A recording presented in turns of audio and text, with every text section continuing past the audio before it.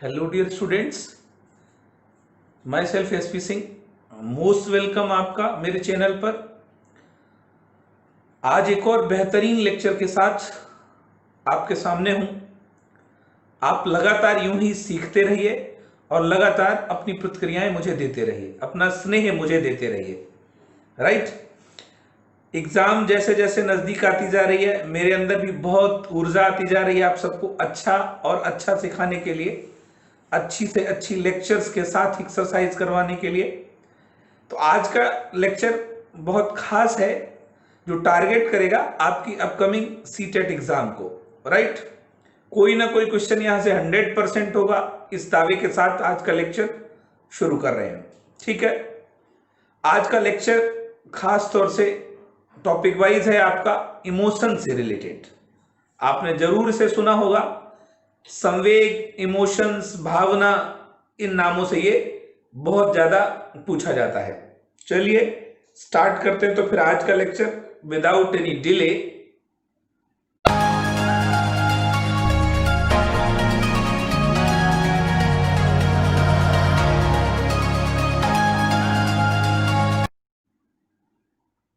Emotion,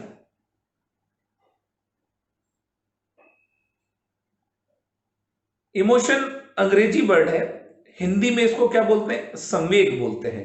कभी कभी इसके लिए भावना शब्द का भी प्रयोग किया जाता है। राइट। अब अगर इसकी केवल टर्मोलॉजी की बात की जाएगी तो यहां से एक सबसे महत्वपूर्ण क्वेश्चन बनता है और वो आपका इमोशन से ही बनता है। राइट। इमोशन लैटिन वर्ड इमोवियर से बना हुआ है और जिसका डायरेक्ट सेंस मीनिंग लगाया जाता है उत्तेजना से। एक खास बात और, इस चैप्टर को करने से पहले इमोशंस को रिलेटेड जितने भी पॉइंट्स होंगे वो आपको सिर्फ और सिर्फ समझने हैं प्लस रटने भी हैं। क्यों? क्योंकि कोई लॉजिकल पैरामीटर नहीं है और साइकोलॉजी में इमोशन का चैप्टर बहुत विवादास्पद माना जाता है। एक ही चीज को बहुत सारे लोग प्रूव करने की कोशिश कर रहे हैं, कई सारे लोग उसी को नेग्लेक्ट करने की कोशिश कर रहे हैं, तो ज्यादा से ज्यादा विवादों से घिरा हुआ ये चैप्टर है। यहाँ कुछ ऐसा एविडेंस नहीं है कि नहीं नहीं 100% कुछ चीजें सच होंगी। तो अगर आप एक एक पॉइंट को समझेंगे तो आई होप आपके क्वेश्चन सॉल्व हो जाएंगे और बहुत सारा आइडिया आपको लग जाएगा। राइट। लेकिन अगर कहीं बात करेंगे प्रश्नों को लेकर तो कई बार ऐसा पाया गया है कि एग्जाम में इससे संबंधित प्रश्न विवादों के घेरे में रहे हैं। ठीक है। फिलहाल हम एक एक पॉइंट को क्लियर करते हुए आगे बढ़ेंगे। चलिए देखते हैं इमोशन।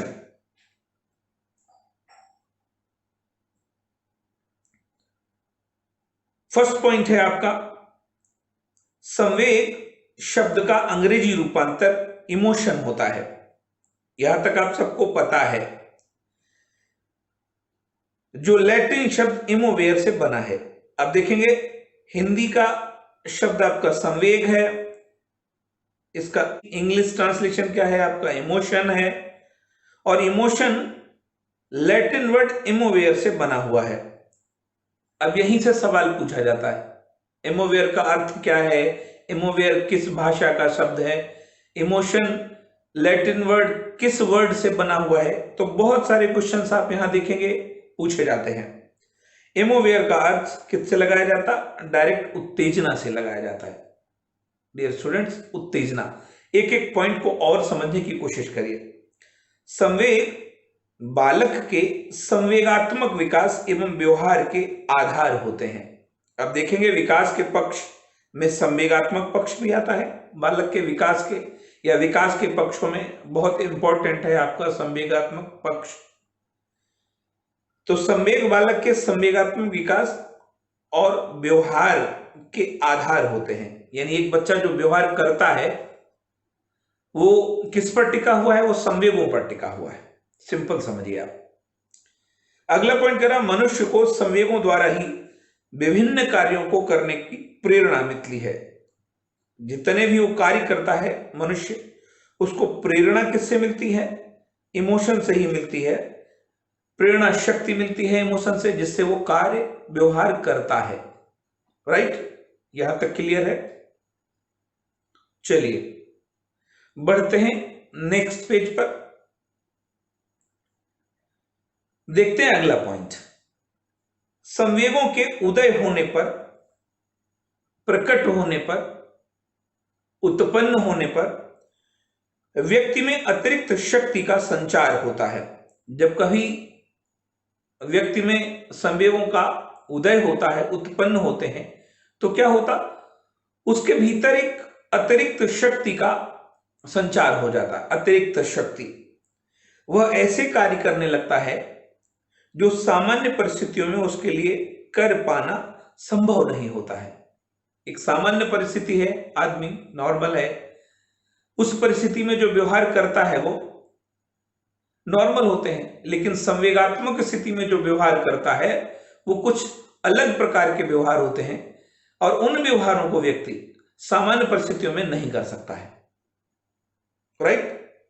अगर हम यहां एग्जाम्पल दें आपको तो सिंपल समझिए, सिर्फ और सिर्फ एग्जाम्पल की दृष्टि से, क्रोधावेग में व्यक्ति कभी कभी आपने देखा होगा अपने से ताकतवर व्यक्ति को भी हरा देता है, बाद में वो सोचता कैसे हो जाता है। आप अक्सर देखते होंगे घबराहट की स्थिति में आप भी कुछ ऐसे काम कर देते हो जिनको नॉर्मल परिस्थितियों में कर पाना आपके लिए बड़ा मुश्किल होता है। राइट? तो ये क्लियर हो रहा कि संवेगों के उदय होने पर व्यक्ति में अतिरिक्त शक्ति का संचार होता है, एक्स्ट्रा पावर, और उस पावर की वजह से मनुष्य ऐसे कार्य करने लगता है जो सामान्य परिस्थितियों में उसके लिए कर पाना संभव नहीं होता है। राइट? मुझे लगता है अगर मैं एक एग्जांपल और आपको दूं, अगर आप एग्जाम देने जा रहे हो और एग्जाम की स्थिति में आपसे पूछा जाता है कि आपका सेंटर कहीं मिस हो गया है या फिर आप सेंटर पर लेट से पहुंच रहे हैं, तो देख सकते हैं वो लोग भी बहुत एक्स्ट्रा ताकत के साथ दौड़ने भागने लगते हैं सेंटर पर सही समय पर पहुंचने के लिए, जो अपने आप को बहुत कमजोर समझते थे। राइट? अगला पॉइंट देखते हैं। संवेगों में व्यक्ति कभी कभी बहुत अधिक प्रशंसनीय और कभी कभी निंदनीय कार्य करता है। ये बहुत इंपॉर्टेंट है। संवेग की स्थिति में व्यक्ति कभी कभी बहुत अधिक प्रशंसनीय कार्य करता है और कभी कभी बहुत निंदनीय। खासतौर से एक एग्जांपल और जोड़ते हैं, क्रिकेट का मैच आप लोगों ने देखा होगा। राइट? क्रिकेट के मैच में ऐसे बहुत सारे घटनाक्रम हैं जो विवादों के घेरे में है। आपने देखा कई बार मैच जीत जाने के बाद प्लेयर्स कुछ ऐसा कार्य करते हैं जिन पर बाद में प्रतिबंध लगाया जाता है, पनिशमेंट भी निर्धारित होता। याद है आपको एक बार सौरव गांगुली ने टी शर्ट उतारकर घुमाई थी। इसका मतलब कभी कभी निंदनीय और कभी कभी अभिनंदनीय, दोनों प्रकार के कार्य होते हैं। कभी कभी प्रशंसा वाले कार्य भी कर लेता व्यक्ति और कभी कभी निंदा वाले कार्य भी करता है संवेग की स्थिति में। राइट? तो यहां तक क्लियर होगा ये। चलिए पढ़ते हैं नेक्स्ट पेज पर। सामान्य रूप से संवेगों को दो वर्गों में बांटा जा सकता है। साधारण ये सवाल पूछा गया कि संवेगों के कितने प्रकार होते हैं, संवेगों को कितने प्रकार से बांटा जा सकता है, तो सिर्फ और सिर्फ दो। अलग अलग तरीके से भी इसका वर्गीकरण किया गया है, लेकिन मोस्टली दो तरीके से ही ये प्रमुख रूप से बांटा गया है। और वो दो प्रकार कौन से, दो वर्ग कौन कौन से हैं? पहला है आपका अभिनंदनीय संवेग और दूसरा कौन सा है? दूसरा है आपका निंदनीय संवेग। समझ पाएंगे आप? अभिनंदन पॉजिटिव है और निंदा निगेटिव है। अब अभिनंदनीय संवेग किधर इंडिकेट करते हैं? अभिनंदनीय संवेग बालक के शारीरिक, मानसिक व सामाजिक विकास में सहयोग देते हैं। बहुत इंपॉर्टेंट क्वेश्चन। बालक के शारीरिक, मानसिक व सामाजिक विकास में सहयोग देने वाले कौन से संवेग होते हैं? अभिनंदनीय होते हैं। फॉर एग्जाम्पल, प्रेम, हर्ष, उत्सुकता, स्नेह, खुशी और जिज्ञासा, ये तीनों चीजें कैसी हैं? ये बालक के शारीरिक, मानसिक व सामाजिक विकास में क्या करते हैं? हेल्प करते हैं, उसकी मदद करते हैं। स्नेह, लोगों से प्रेम करना, इससे क्या घाटा हो सकता है? कुछ नुकसान हो सकता है? कुछ नहीं। हर्ष, खुशी, लेकिन हाँ बैलेंसिंग होनी चाहिए। उत्सुकता, जानने की इच्छा, तो ये सब क्या करते हैं? अब देखेंगे क्लासरूम में बच्चों को इन सारी चीजों की जरूरत है, इन सभी संवेगों की जरूरत है। अब निंदनीय संवेग की अगर चर्चा की जाती है, विकास को विकृत एवं कुंठित कर सकते हैं। इनसे बालक के विकास के पक्ष बहुत विकृत भी हो सकते हैं, बहुत कुंठित भी हो सकते हैं। देखा होगा बहुत सारे ऐसे लोग आपको मिलेंगे जो नॉर्मल वे में भी बात करते हैं लेकिन फिर भी ऐसा लगता है कि गुस्सा है ये। और कुछ ठीक इसके विपरीत कुछ ऐसे लोग भी होते हैं जो गुस्से में होते हैं, क्रोधित होते हैं, लेकिन फिर भी वो अपने संवेगों पर नियंत्रण रखते हैं और आपसे ऐसे बात करते हैं जैसे लगता कुछ हुआ ही नहीं है। राइट। तो यहां पर देखेंगे निंदनीय संवेग ये क्या करते हैं, बालक के विकास को विकृत कर देते हैं, बिगाड़ देते हैं, कुंठा उत्पन्न कर देते हैं। अब इनमें कौन कौन से होते हैं? फॉर एग्जाम्पल ईर्ष्या, क्रोध, भय। ईर्ष्या को सबसे ज्यादा नेगेटिव माना गया, देखा गया। किसी व्यक्ति से आप ईर्ष्या कर रहे हो, फॉर एग्जाम्पल आप कर रहे हो ना, तो लॉस किसका हो रहा? आपका ही हो रहा या जिससे कर रहे हो उसका हो रहा? मेरे ख्याल से जो कर रहा है उसके विकास के पक्ष ही प्रभावित होंगे, दूसरे से क्या मतलब है? कोई अगर किसी से ईर्ष्या कर रहा, क्रोध कर रहा और दूसरा इसका बुरा नहीं मान रहा है तो इसका लॉस किसको होगा? जो कर रहा है ना उसी को। तो इसका मतलब ये सब क्या करते हैं? बालक के विकास को विकृत कर देते हैं और कुंठित कर देते हैं। आई होप क्लियर हुआ होगा। चलिए बढ़ते हैं नेक्स्ट पेज पर, देखते हैं कुछ परिभाषाएं। अब ये परिभाषाएं वैसे तो स्लोगन की तरह भी हैं और डिटेल में भी हैं, लेकिन डियर स्टूडेंट्स ये सभी परिभाषाएं क्वेश्चन है, प्रश्न है। ये परिभाषाएं हर एग्जाम में बार बार पूछी जाती हैं और यहां से सबसे अच्छे सटीक सवाल भी यहीं से बनते हैं। तो पहली परिभाषा आपकी गेल्डार्ड की है।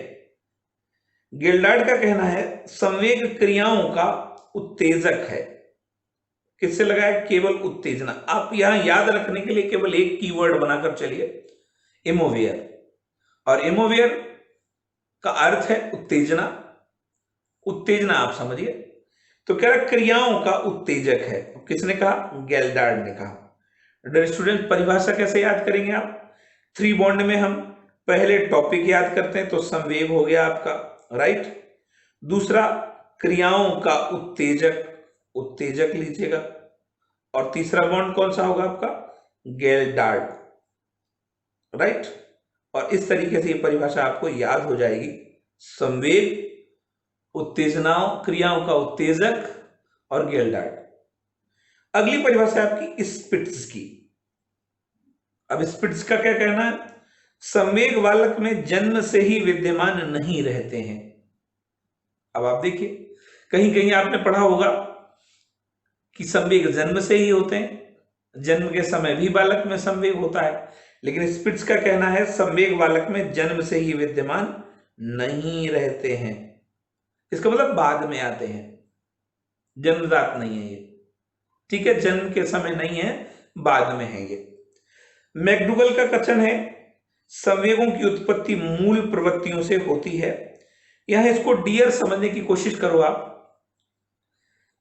मैकडूगल ने कुल 14 संवेग बताए हैं। कितने? 14 संवेग बताए हैं।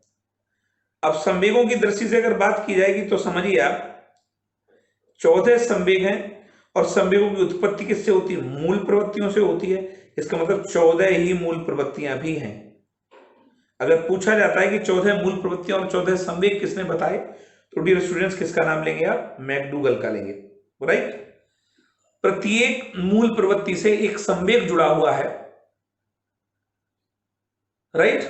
अभिप्रेरणा का जो चैप्टर है उसमें ये चीज क्लियर हो चुकी है। अभिप्रेरणा का पूरा लेक्चर पढ़ा है, उसमें 14 मूल प्रवृत्तियां और 14 संवेग बताए गए हैं मैकडूगल के सिद्धांत में, अभिप्रेरणा का सिद्धांत, राइट। तो यहां केवल इतना समझेंगे कि मैकडूगल ने 14 मूल प्रवृत्तियां और 14 संवेग बताए हैं और ये कहा है कि संवेगों की उत्पत्ति किससे होती है? संवेगों की उत्पत्ति मूल प्रवृत्तियों से होती है। और मूल प्रवृत्तियां कैसी होती हैं? मूल प्रवृत्तियां जन्मजात होती हैं। आप याद रखना इस चीज को, ठीक है।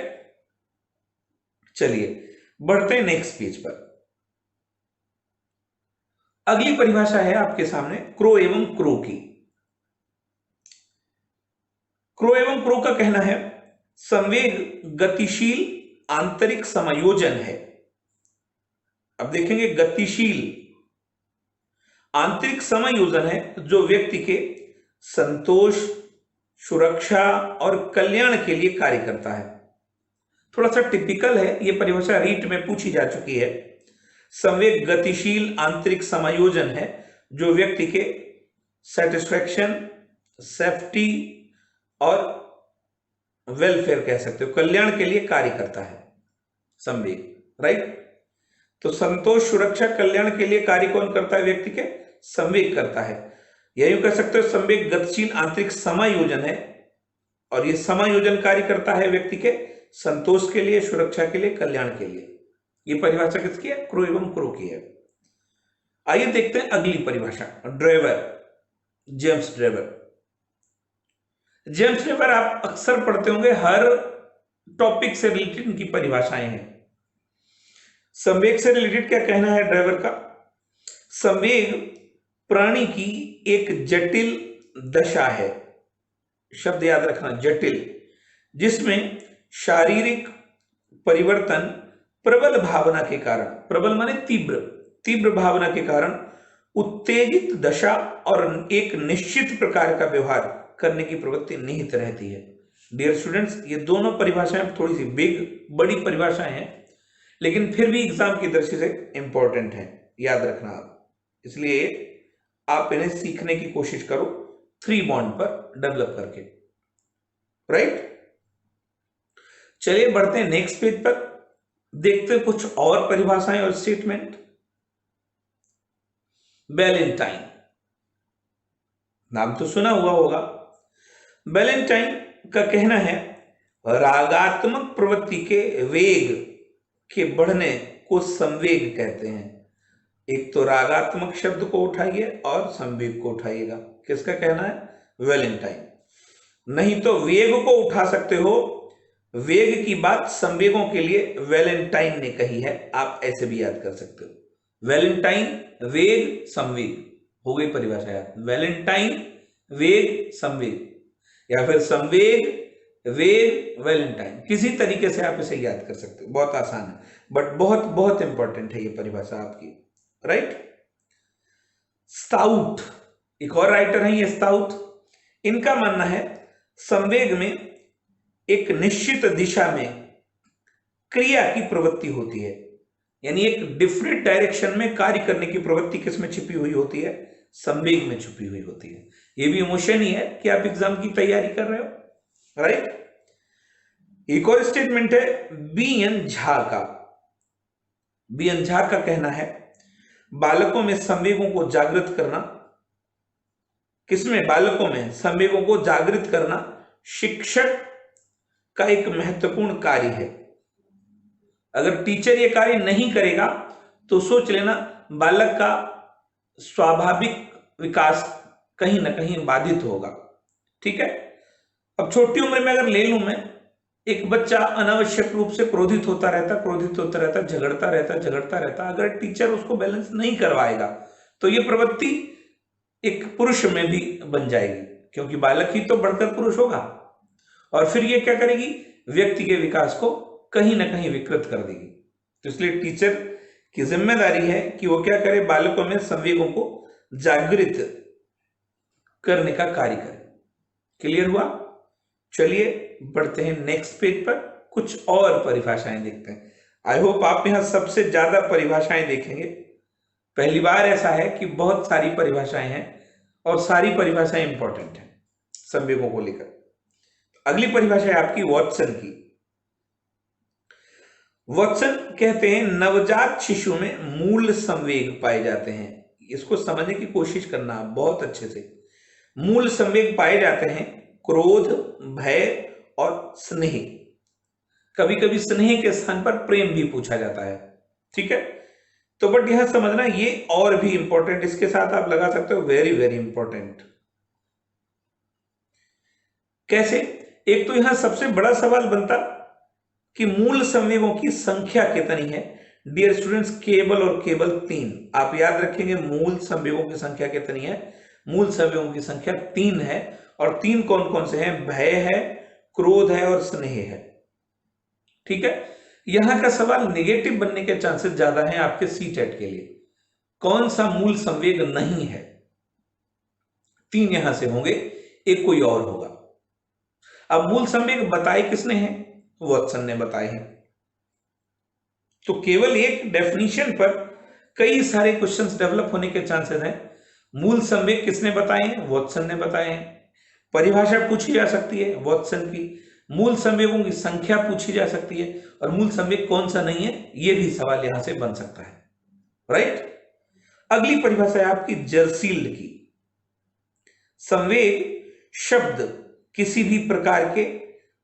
भी प्रकार से आवेश में आना, गुस्से में आ जाना, आवेश माने गुस्सा, भड़क उठने अथवा उत्तेजित होने की दशा को सूचित करता है। अब इन्होंने कहा संवेग एक ऐसा शब्द है जिसका मीनिंग ही है क्या? कि भड़क जाना, क्रोधित हो जाना, गुस्से में हो जाना। राइट। ऐसे कह सकते हो ज्वाला है, अग्नि है, वो कहीं जल रही है और आपने उस पर क्या कर दिया? ब्लो कर दिया, फूंक दिया है।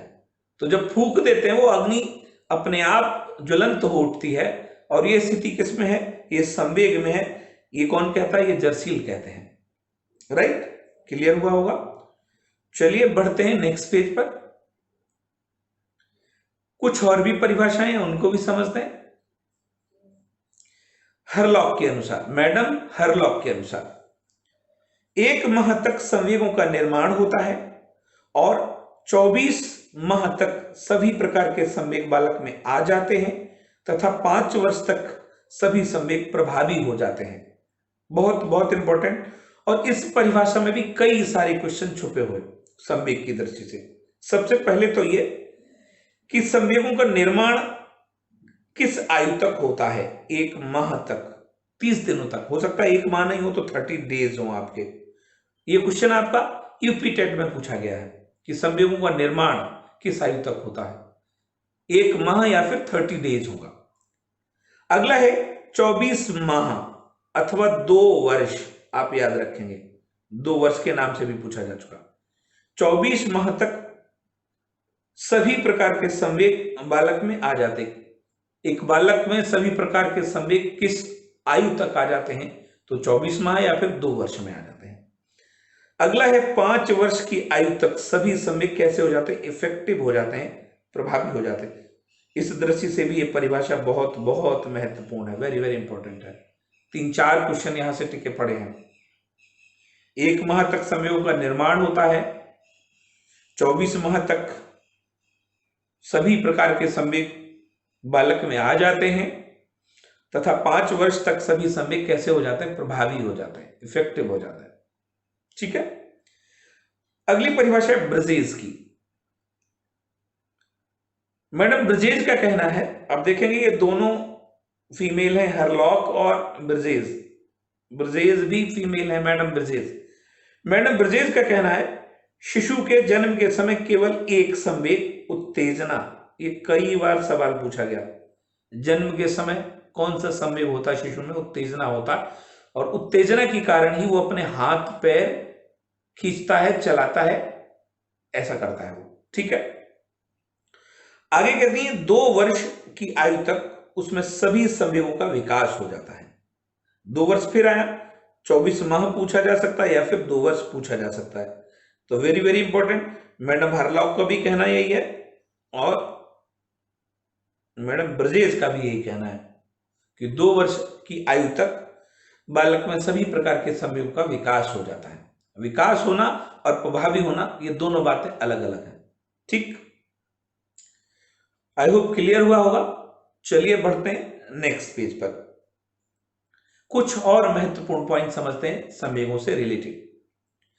संवेग भावातिरेक की मानसिक दशा का सूचक होता है जो किसी उद्दीपक अथवा बाह्य उत्तेजना के कारण उत्पन्न होता है। अब ये भी समझिए, आप कह रहे हैं कि भावातिरेक, एक्स्ट्रा भावना कह सकते हो, भावना शब्द का प्रयोग हो, अतिरिक्त भावना, ऐसे समझिए आप, कि मानसिक दशा का सूचक होता है जो किसी उद्दीपक को कई बार आपको समझाया गया, बाह्य वातावरण की वे वस्तुएं जो प्राणी को अपनी ओर आकर्षित करती हैं, क्या कहलाती हैं? उद्दीपक कहलाती हैं। तो बाह्य उद्दीपक अथवा बाह्य उत्तेजना के कारण उत्पन्न होता क्या? ये भाव अतिरेक की स्थिति। अतिरिक्त भावों का उत्पन्न होना किसके ऊपर है? किसी उद्दीपक अथवा बाह्य उत्तेजना के कारण उत्पन्न होता है।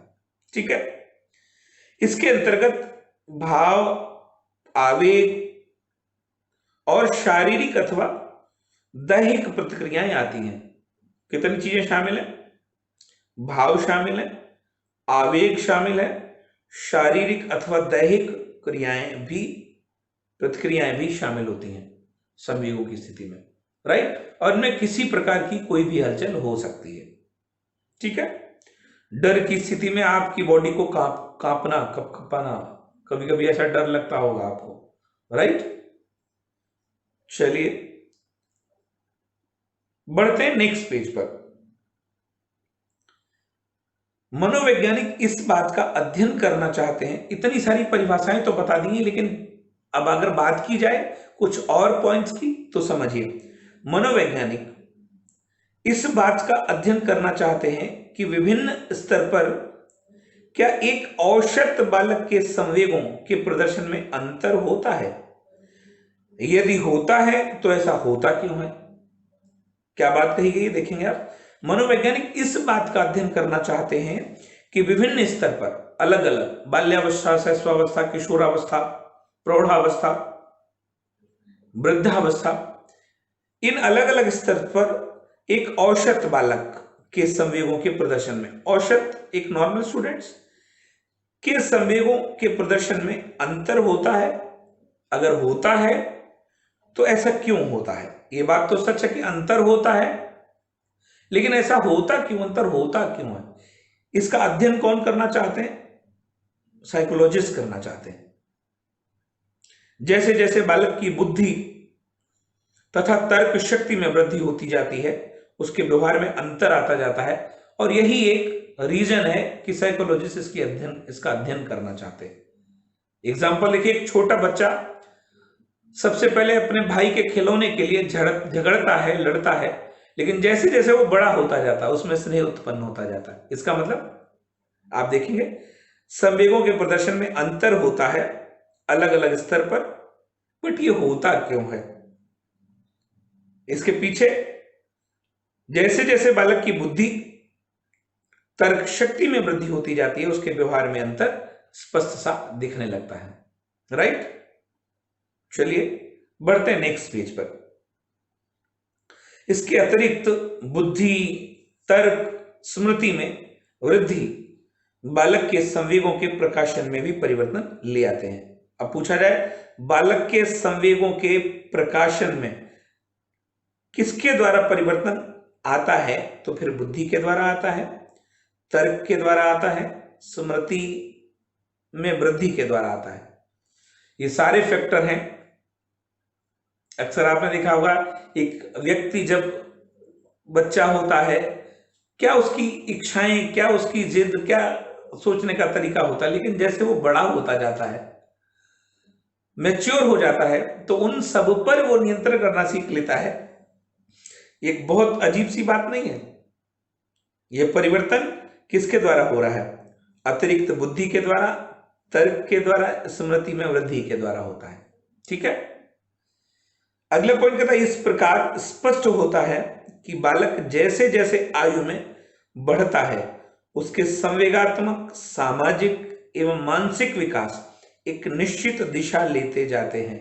आपसे कोई कहे नहीं, आप कभी याद करो अपने बचपन के दिन, क्या आप ऐसे ही थे जैसे आज हैं? जी नहीं। ये सब परिवर्तन कैसे हुआ? धीरे धीरे से। जैसे जैसे आपकी आयु बढ़ती गई उसी अनुसार आपके संवेगात्मक पक्ष में, सामाजिक पक्ष में, मानसिक पक्ष में एक निश्चित दिशा की ओर बढ़ने की प्रवृत्ति डेवलप हो गई, राइट। अगला पॉइंट कह रहा है बालक में संवेगात्मक विकास जन्म के कुछ समय बाद ही प्रारंभ हो जाता है। ये रिसर्च के द्वारा सिद्ध हो चुका, वरना दो पॉइंट तो आपके विवादास्पद हैं, एक स्पिट्ज का, एक ब्रिजेस का।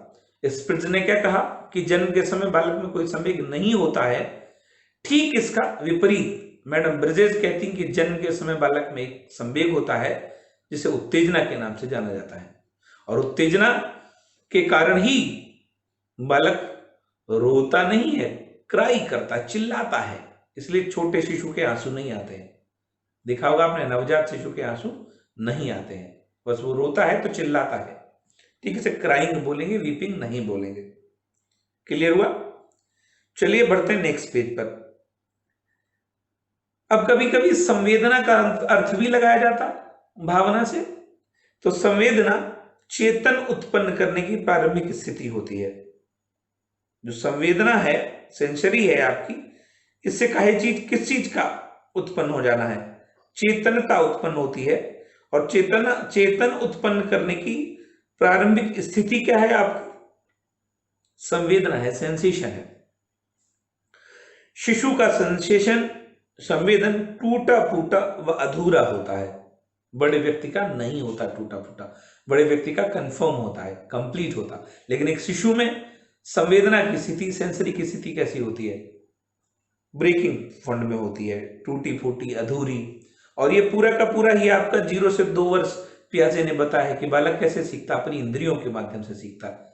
वो पहचानने की कोशिश तो करता है, नाक से, आंख से, जिह्वा से, स्पर्श से, कान से, लेकिन सच पूछा जाए वो परफेक्ट नहीं होता। कैसा होता है?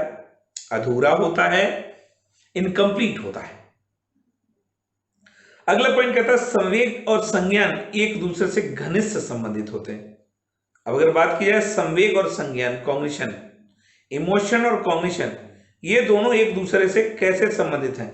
घनिष्ठ मित्र हैं ये दोनों, राइट? सीटेट में यहीं से सवाल पूछा गया था, संवेग और संज्ञान में कैसा संबंध है।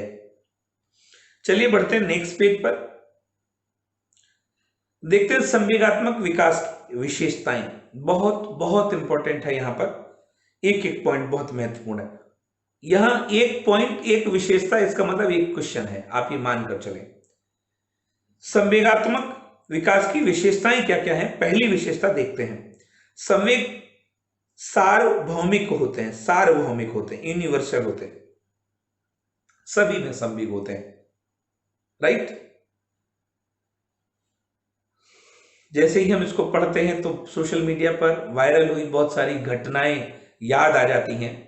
और आप देखते होंगे कई बार आप भी बैठे बैठे कहीं ना कहीं ये सोचने लगते हो, एक मूवी देखते हो, एक चित्र देखते हो जिसमें कहीं ना कहीं सैडनेस दिखाई गई, तो आप भी बहुत भावुक हो जाते हो। इसका मतलब ऐसा नहीं होता कि संवेग किसी में नहीं होते। आपने अक्सर कहते हुए सुना होगा कि वो व्यक्ति इमोशनलेस है। जी नहीं, ऐसा हो ही नहीं सकता।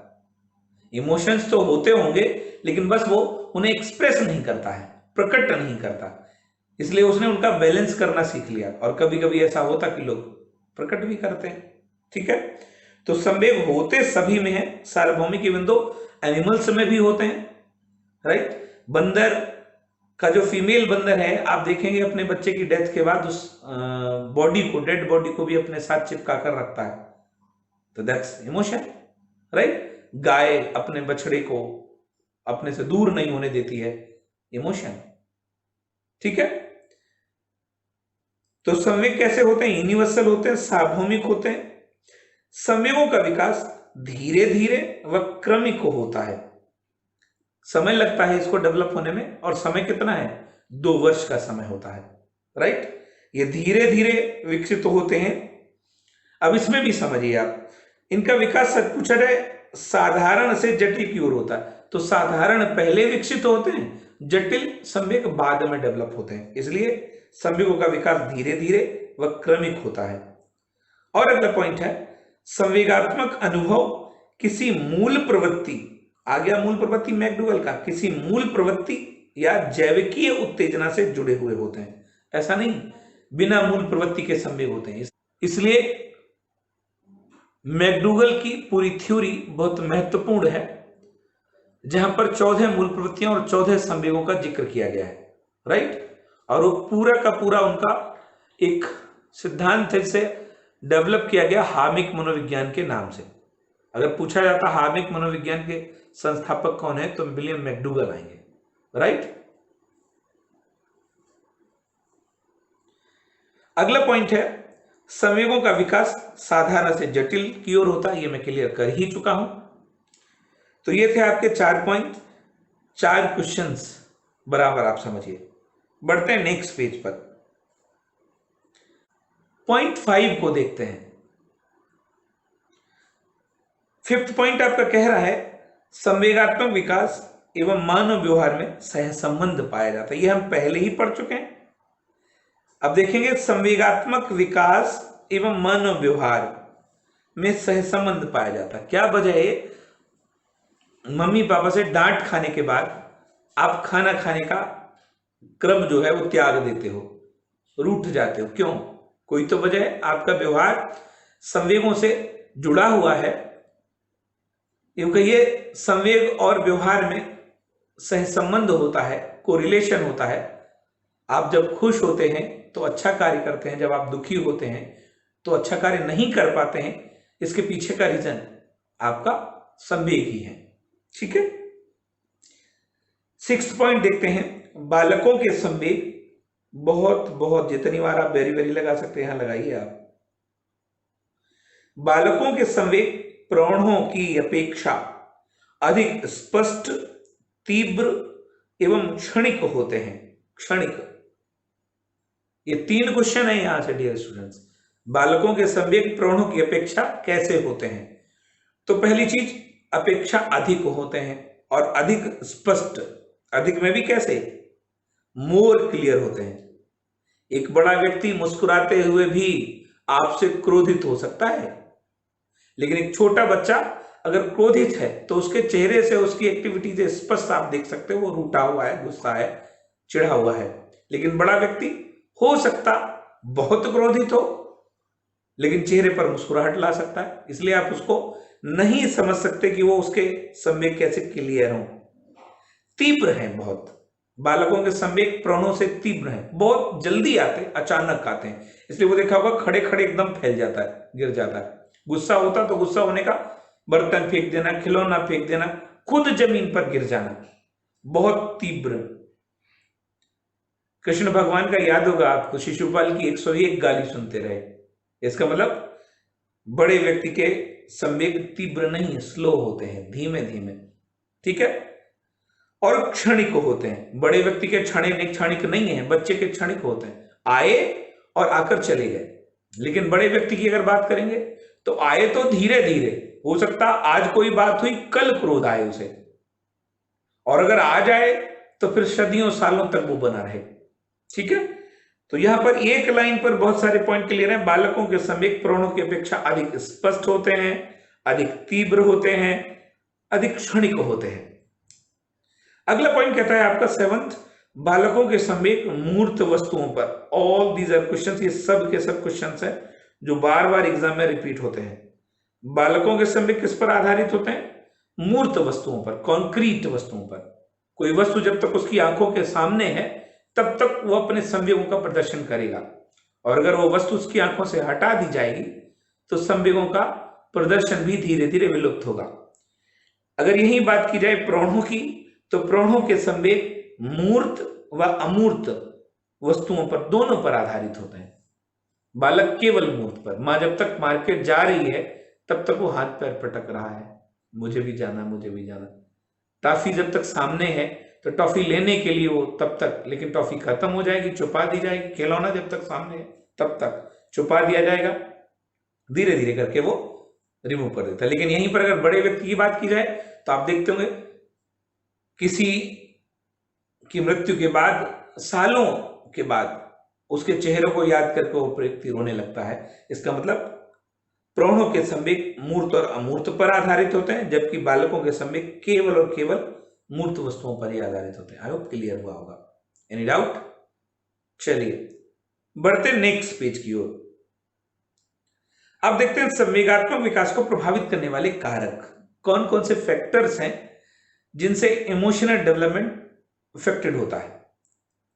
तो अगर सब पूछा जाए, बहुत सारे कारक हैं यहां पर, मेनली कुछ पॉइंट्स की चर्चा की गई है, उनको समझने की कोशिश करते हैं। देखिए, संवेगात्मक विकास को प्रभावित करने वाले कारकों में सबसे पहले कौन सा आता है? आपका वंशानुक्रम आता है, हेरिडिटी आती है। माँ बाप जिस स्वभाव के रहे होंगे बच्चों में वो स्वभाव स्पष्टतः दिखता है। ठीक है। वातावरण भी प्रभावित करता है। एक अजीब सा वातावरण जिसमें बच्चे को पाला पोसा बड़ा किया जा रहा है, उसका असर बच्चे पर पड़ेगा या नहीं पड़ेगा? बिल्कुल पड़ेगा। तो इसका मतलब वंशानुक्रम भी प्रभावित करता है, और बालक के संवेगात्मक विकास को वातावरण भी प्रभावित करता है, दोनों। और कौन सा पॉइंट हो सकता है? शारीरिक व मानसिक स्वास्थ्य, दोनों जुड़े हुए हैं। शारीरिक पक्ष और मानसिक पक्ष अलग अलग नहीं है, एक से जुड़े हुए, एक से दूसरा जुड़ा हुआ।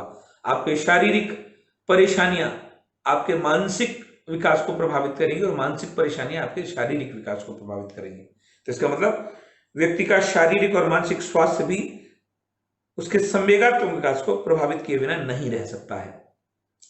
अगला है आपका बुद्धि, इंटेलिजेंस भी प्रभावित करती है।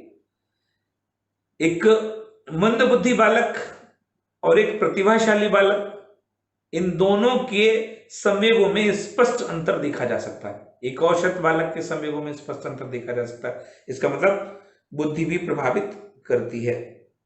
आयु, उम्र भी प्रभावित करती है संवेगों। अभी आपने पढ़ा बच्चों और प्राणों को लेकर, इसका मतलब अलग अलग उम्र में संवेगात्मक प्रदर्शन भी अलग अलग ही होता है। ठीक है, बालपन में आप जिस चीज को लेकर क्रोधित होते थे, दुखी होते थे, रोते थे, डरते थे, जब बड़े हो जाते तो आप अक्सर देखते होंगे शायद उन चीजों से आपका डर, भय, भ्रम दूर होता जाता है। ये किसका असर है? आयु का असर है। तो आयु भी संवेगात्मक विकास को प्रभावित करती कहीं ना कहीं। कुछ और पॉइंट्स है, आइए देखते हैं उन्हें भी। अब संवेगात्मक विकास को प्रभावित करने वाला अगला कारक आपका जेंडर है, लिंग प्रभावित करता है। वैसे तो साइकोलॉजी में बार बार कहा जा रहा मेल फीमेल में कोई अंतर नहीं, लेकिन डियर स्टूडेंट्स, इमोशनली दोनों में अंतर है। विमेन्स सॉफ्ट हार्टेड होती हैं, मेल कैसे होते हैं? हार्ड हार्टेड होते हैं, अक्सर ऐसा पाया गया है। ठीक है, तो जेंडर्स भी कहीं ना कहीं अपना प्रभाव जरूर छोड़ते हैं। अगला है आपका एजुकेशन, शिक्षा, ये भी प्रभावित करती है। अगर व्यक्ति को आप एजुकेट कर देंगे, सिखा देंगे, तो शायद उसके संवेग विकसित होंगे और एक राइट डायरेक्शन में विकसित होंगे। अगर उसे शिक्षा का ज्ञान नहीं है, अशिक्षित है वो, तो अजब तरीके का रिएक्शन उसका होगा। तो एजुकेशन भी प्रभावित करती है, शिक्षक भी प्रभावित करता है। अब एजुकेशन से ही जुड़ा हुआ अगला फैक्टर हो सकता था, टीचर भी प्रभावित करता है। राइट, कैसा टीचर आपको मिला है। अगला है आपका भूख, हंगर भी प्रभावित करती है। आप अक्सर देखिए जब आप भूखे होते तो आपके चेहरे पर 12 बजे हुए मिलते हैं। ठीक है, इसका मतलब उत्तेजना की स्थिति भूख के कारण भी उत्पन्न होती है। अगला पॉइंट है आपका थकान, फटीग, ये भी प्रभावित करती है। आपकी थकान आपके संवेगात्मक विकास को प्रभावित करती है। जब व्यक्ति कार्य करते करते थक जाता है, तब आपको क्या लगता है? नॉर्मल स्थिति रहती होगी उसकी? जी नहीं, शारीरिक या फिर मानसिक थकान, दोनों थकानें व्यक्ति के संवेगात्मक प्रभाव को, संवेगात्मक विकास को प्रभावित अवश्य रूप से करती हैं। और लास्ट पॉइंट मैंने लिया है आर्थिक स्थिति। याद करिए आप, इकोनॉमिकल कंडीशन। अब यही पारिवारिक स्थिति भी लगाई जा सकती है। एक रिच परिवार में रहने वाला बच्चा, एक पुअर परिवार में रहने वाला बच्चा, गरीब परिवार में रहने वाला बच्चा, दोनों के संवेगों में जमीन आसमान का अंतर होगा। आप अक्सर देखिए एक प्रोस्परस परिवार में बच्चे, जहां पर आर्थिक स्थिति अच्छी है, अच्छी केयर के साथ डेवलप होते हैं। राइट, और यहीं पर अगर हम बात करें कि लोअर बैकग्राउंड पर टिका हुआ फैमिली अपने बच्चों की केयर सही से नहीं करता है, इसलिए बच्चे जिद्दी स्वभाव के होते हैं, चोरियां करने लगते हैं, झूठ बोलने लगते हैं, मारपीट करने लगते हैं, झगड़ा करने लगते हैं। इन सब के पीछे कौन सा कारण है? इकोनॉमिकल कारण है, इकोनॉमिकल कंडीशन है। तो इस तरीके से ये 10 पॉइंट्स हैं आपके, 10 पॉइंट्स हैं जिनका प्रभाव बालक के संवेगात्मक विकास पर 100% पड़ता है। अब यहां का सवाल अगर पूछेंगे तो आप नेगेटिव पैटर्न पर ही पूछा जाएगा, कौन सा फैक्टर, कौन सा कारक बालकों के संवेगात्मक विकास को प्रभावित नहीं करता है। क्लियर हुआ? चलिए बढ़ते हैं नेक्स्ट पेज पर। संवेगात्मक विकास से संबंधित मुख्य सिद्धांत, ये एकदम नया होगा आपको, और फिर इसी दावे के साथ कि आप यहीं पढ़ेंगे, इसके अलावा इसे कहीं नहीं पढ़ेंगे आप। राइट, बहुत सारी चीजें नए नए एक्सपेरिमेंट्स के साथ आपको सिखाई जा रही हैं। अगर यहां से सवाल पूछे जाते हैं, मोस्टली रीट एमपीटेट में यहां से सवाल पूछे जाते हैं, लेकिन अब बार बार 10-10 मिनट की लेक्चर बनाने का कोई औचित्य नहीं है, इसलिए मैं ज्यादातर कोशिश करता हूं एक डीप नॉलेज के साथ आपको कंप्लीट लेक्चर मिले, जिसे आप पूरी तरीके से सीखें। तो मोस्टली मैं कोशिश करता हूं मच एंड मोर नॉलेज को एक साथ इकट्ठा करने के लिए। अगर मुझे इसे ही ब्रेक करना पड़े तो मैं अलग अलग तरीके से 10-5 मिनट की वीडियो अलग अलग डेवलप कर सकता हूं, कोई मतलब नहीं बनता है, आपका मन उसे सीखने का होगा भी नहीं, सच्चा पूछा जाए।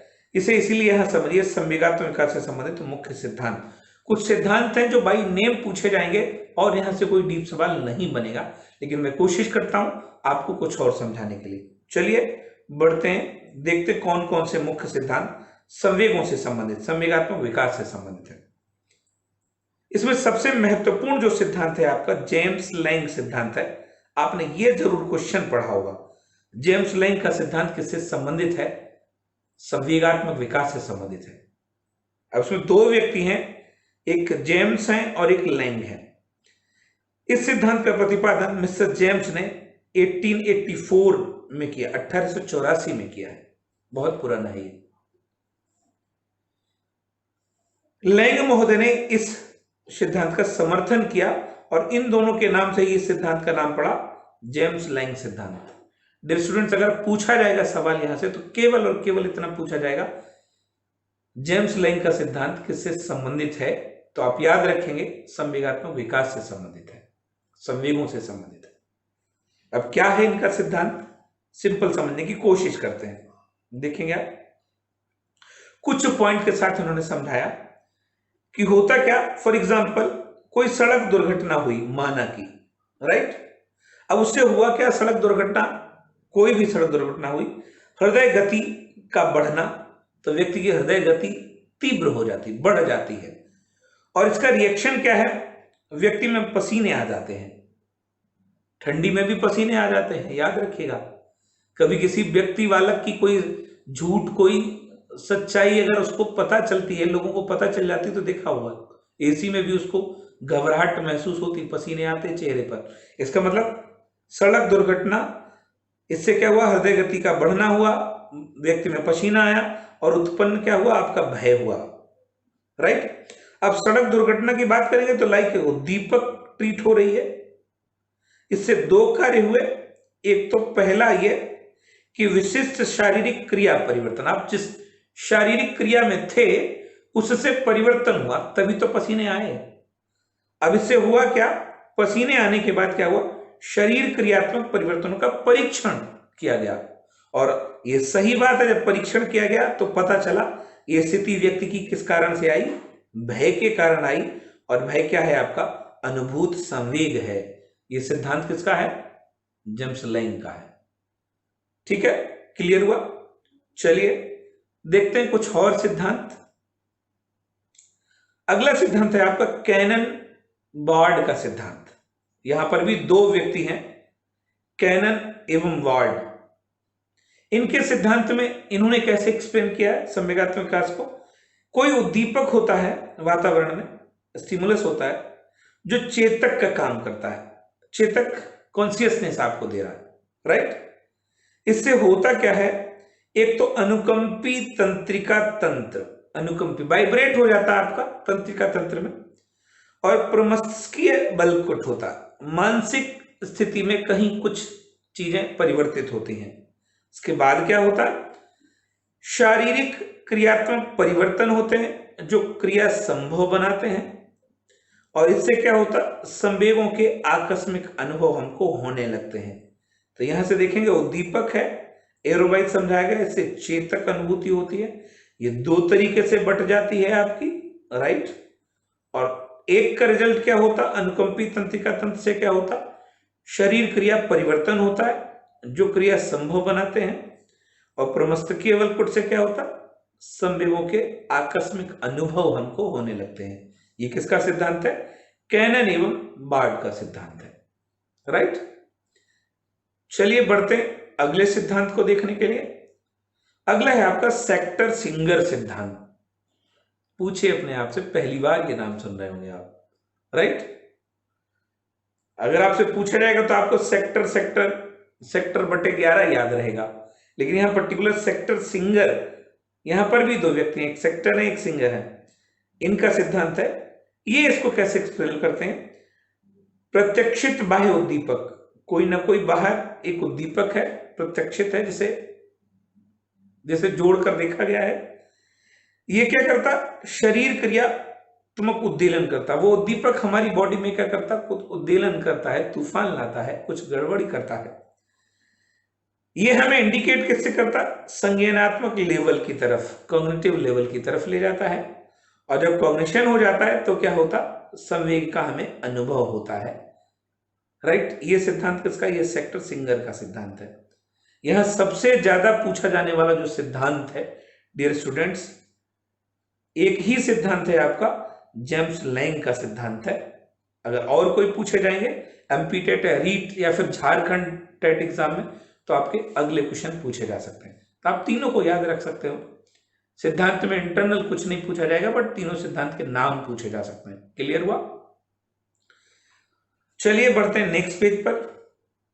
राइट? अगला सेशन है आपका आज के महत्वपूर्ण क्वेश्चन, टॉपिक से रिलेटेड महत्वपूर्ण सवाल। तो पहला सवाल आपकी स्क्रीन पर है, निम्न में से कौन सा संवेग का तत्व नहीं है? आया हुआ सवाल है ये, पूछा जा रहा है कौन सा संवेग का तत्व नहीं है, फैक्टर नहीं है। ऑप्शन ए व्यवहारात्मक तत्व, ऑप्शन बी दैहिक, ऑप्शन सी संज्ञानात्मक, ऑप्शन डी संवेदी। तो डियर स्टूडेंट्स, इस प्रश्न का राइट आंसर आपका डी होगा। ठीक है? कैसे? संवेगों से संबंधित व्यक्ति के व्यवहार का भी है, देह का भी है और संज्ञान का भी, लेकिन संवेदी का नहीं जोड़ा गया अलग से, तो इसलिए आपका डी राइट हो जाएगा। क्लियर हुआ? चलिए बढ़ते हैं नेक्स्ट क्वेश्चन की ओर। क्वेश्चन नंबर 2,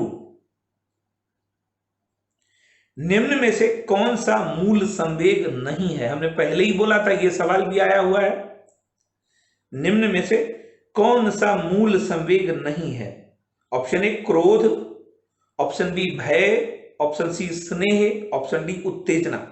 तो डियर स्टूडेंट्स, अगर आपको याद रहा होगा, ये तीन सिद्धांत, तीन संवेग आपके मूल संवेग हैं, जिनको वाटसन के द्वारा दिया गया है। डी आपका मूल संवेग नहीं है, इसलिए पुनः डी आंसर होगा आपका। राइट? उत्तेजना आपका मूल संवेगों की श्रेणी में नहीं आता है। और इसी से सीटेट में एक और विवादित सवाल पूछा गया है। आइए देखते हैं वो सवाल कौन सा है। ये लास्ट ईयर एग्जाम में पूछा गया सवाल है आपका सीटेट में, निम्न में से कौन सा एक संवेग नहीं है? अलग अलग बुक्स में अलग अलग आंसर दिए गए हैं, बट बोर्ड ने, सीबीएसई बोर्ड ने इसमें कौन सा माना है? अब देखेंगे यहां पर निम्न में से कौन सा एक संवेग है। यहां पूछा जा रहा संवेग है, नहीं पूछा जा रहा। तो ऑप्शन ए कह रहा उत्तेजना, ऑप्शन बी कह रहा स्मृति, ऑप्शन सी कह रहा डर, ऑप्शन डी कह रहा ध्यान। तो डियर स्टूडेंट्स, बोर्ड ने इसका आंसर सी माना है, डर को। राइट? ये आपका संवेग की श्रेणी में है, उत्तेजना को यहां शामिल नहीं किया गया। और उत्तेजना बहुत विवादास्पद है संवेगों की दृष्टि से, इसलिए यहां पर वरीयता किसको दी गई? डर को दी गई। स्मृति से इसका कोई संबंध नहीं है, ध्यान से इसका कोई संबंध नहीं। यहां दो पर कंफ्यूजन होना चाहिए, एक तो उत्तेजना पर, एक डर पर। ज्यादातर बच्चे उत्तेजना पर गए थे, लेकिन सही आंसर कौन सा गया था? डर गया था। क्यों? क्योंकि अभी आप पढ़कर देख चुके हैं, भय आपका मूल संवेगों की श्रेणी में है, इसलिए डर को यहां पर जोड़ा गया। ये रहा भय। ठीक है? और भय कैसा है? भय मूल संवेग है, इसलिए मूल संवेगों की दृष्टि से यहां पर यह सवाल सही माना गया। कौन सा? सी ऑप्शन राइट है। क्लियर हुआ? चलिए बढ़ते हैं नेक्स्ट क्वेश्चन की ओर। क्वेश्चन नंबर 4 आपकी स्क्रीन पर है, संवेग एवं संज्ञान एक दूसरे से डैश हैं। आप पढ़कर आए हैं, पूर्ण रूप से अलग, स्वतंत्र, सन्निहित, संबंधित नहीं। तो संवेग और संज्ञान एक दूसरे से घनिष्ठ संबंधित हैं। घनिष्ठता का रिफ्लेक्शन किससे आ रहा?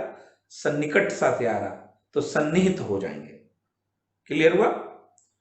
चलिए बढ़ते हैं नेक्स्ट क्वेश्चन की ओर। क्वेश्चन नंबर 5, संवेग मुख्य प्रकार से होते हैं। आप पढ़कर आए हैं, आसानी से इसका जवाब दे सकते हैं, रीट में आया हुआ सवाल है ये। B will be right. संवेग मुख्य प्रकार से दो प्रकार के होते हैं, अभिनंदनीय संवेग और निंदनीय संवेग। ठीक है, चलिए बढ़ते हैं नेक्स्ट क्वेश्चन पर। क्वेश्चन नंबर 6, निम्नलिखित में से सकारात्मक संवेग नहीं है। कुछ लोगों ने संवेगों को सकारात्मक और नकारात्मक भी माना है। सकारात्मक वही है जो अभिनंदन करने लायक है, नकारात्मक को जिनसे बुरा प्रभाव पड़ता है। तो इसमें पूछा जा रहा निम्नलिखित में से सकारात्मक संवेग नहीं है। ऑप्शन ए आशावादी, ऑप्शन बी आभार, ऑप्शन सी परानुभूति, ऑप्शन डी दुर्भीति। Dear student, D will be right answer. दुर्भीति दुर्भावना से लिया गया, और दुर्भावना का बालक के संवेगात्मक विकास पर या मानसिक विकास पर बुरा प्रभाव पड़ता है। ठीक है, 3 का पॉजिटिव है, आशावादी का पॉजिटिव है, आभार का पॉजिटिव है, परानुभूति का भी पॉजिटिव है, इसलिए डी आंसर आपका राइट हो जाता है। क्लियर है? चलिए बढ़ते हैं नेक्स्ट क्वेश्चन की ओर। क्वेश्चन नंबर 7, संवेग व्यक्ति की उत्तेजित दशा है, यह कथन है। ऑप्शन ए वुडवर्थ का, ऑप्शन बी रॉस का, ऑप्शन सी पियाजे का, ऑप्शन डी बैलेंटाइन। परिभाषा आप पढ़कर आए हो, यह स्टेटमेंट आपका वुडवर्थ का है। संवेग व्यक्ति की उत्तेजित दशा है, ये किसकी परिभाषा है? वुडवर्थ की परिभाषा है। क्लियर? चलिए बढ़ते हैं नेक्स्ट पेज पर और देखते हैं अगला क्वेश्चन। क्वेश्चन नंबर 8, जन्म के समय शिशु में कौन सा संवेग पाया जाता है? ऑप्शन ए भय, ऑप्शन बी उत्तेजना, ऑप्शन सी क्रोध, ऑप्शन डी प्रेम। तो जन्म के समय पूछा गया डियर स्टूडेंट्स, शिशु में कौन सा संवेग पाया जाता? बी राइट हो जाएगा आपका, उत्तेजना। चलिए बढ़ते हैं नेक्स्ट क्वेश्चन की ओर। क्वेश्चन नंबर 9, किशोरों में संवेगों के नियंत्रण का सबसे अच्छा उपाय माना जाता है। अब संवेगों पर नियंत्रण कैसे किया जाए, तो इसके भी 4 टेक्निक्स हैं। शमन होता है, प्रत्यागमन होता है, ऐसे करके होता है। तो बट यहां पर पूछा गया आपका किशोरों में संवेग, किशोर के बारे में पूछा जा रहा, संवेगों के नियंत्रण का सबसे अच्छा उपाय क्या हो सकता है? ऑप्शन ए कह रहा है युक्तिकरण, ऑप्शन बी कह रहा प्रक्षेपण, ऑप्शन सी कह रहा शोधन, ऑप्शन डी कह रहा दमन। तो डियर स्टूडेंट, सबसे अच्छा उदाहरण सी होगा आपका, शोधन। इसमें हम किशोर को वास्तविक जानकारी देते हैं और उसके जो नकारात्मक संवेग होते हैं उनको धीरे धीरे रिमूव करने की कोशिश की जाती है। ठीक है, चलिए बढ़ते हैं नेक्स्ट क्वेश्चन की ओर। क्वेश्चन नंबर 10, सीटेट का आया हुआ सवाल है ये। नीचे लिखी हुई स्थिति किस सिद्धांत को दर्शाती है? ऑप्शन बाद में है, लेकिन पहले कहानी रूप में क्वेश्चन बताया गया है। जो विद्यार्थी अच्छा प्रदर्शन नहीं कर पाते हैं वे महसूस करते हैं कि वे पर्याप्त रूप से अच्छे नहीं हैं और हतोत्साहित महसूस करते हैं, तब उनमें बिना प्रयास के कार्य को आसानी से छोड़ देने की संभावना होती है। ऑप्शन ए आनुवंशिकता एवं पर्यावरण संबंधित नहीं है, ऑप्शन बी संज्ञान व संवेग परस्पर संबंधित है, ऑप्शन सी संज्ञान व संवेग संबंधित नहीं है, ऑप्शन डी आनुवंशिकता एवं पर्यावरण अलग नहीं है। क्या समझ पा रहे हो आप इस क्वेश्चन से? मेरे ख्याल से अगर नॉर्मल समझेंगे तो क्वेश्चंस को पढ़कर कुछ समझ में आता ही नहीं है इसको। क्यों? नीचे लिखी हुई स्थिति किस सिद्धांत को दर्शाती है? तो सिद्धांत यहां पर सिद्धांत ऑप्शन के रूप में दिए गए। तो कह रहा जो विद्यार्थी अच्छा प्रदर्शन नहीं कर पाते हैं वे महसूस करते हैं कि वे पर्याप्त रूप से अच्छे नहीं हैं। हाँ बिल्कुल इमोशनली है। और हतोत्साहित महसूस करते हैं, तब उनमें बिना प्रयास के कार्य को आसानी से छोड़ देने की संभावना भी उत्पन्न हो जाती है। इस कहानी का इन कथनों से कोई खास संबंध नहीं है, बट ये प्रश्न संवेग से रिलेटेड है, तो यहां पर याद रखना आपका बी राइट हो जाएगा। संज्ञान एवं संवेग परस्पर संबंधित है। ये कहानी तो आपको कहीं ना कहीं चिड़ियाघर का वर्णन कर रही है, लेकिन इसका डायरेक्ट कोई संबंध प्रश्न से नहीं है। प्रश्न केवल संवेग से रिलेटेड है, राइट। तो डियर स्टूडेंट्स, ये था आज का लेक्चर और उससे संबंधित महत्वपूर्ण एक्सरसाइज। कैसा लगा आपको आज का लेक्चर, कमेंट करके कमेंट बॉक्स में बताइएगा। वीडियो को अगर आपने लाइक नहीं किया है तो लाइक करिए, चैनल को सब्सक्राइब नहीं किया तो चैनल को सब्सक्राइब करिए और तैयार होते रहिए अपने सीटेट एग्जाम के लिए जो बहुत जल्द आने वाला है, ठीक है। इसी तरह से मिलते हैं नेक्स्ट डे नेक्स्ट लेक्चर के साथ। तब तक के लिए धन्यवाद, अपना ख्याल रखिएगा।